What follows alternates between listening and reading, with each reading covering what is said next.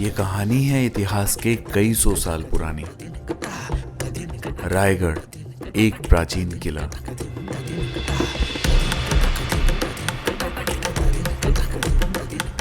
बहुत ऊंची दीवारें हैं यहाँ की।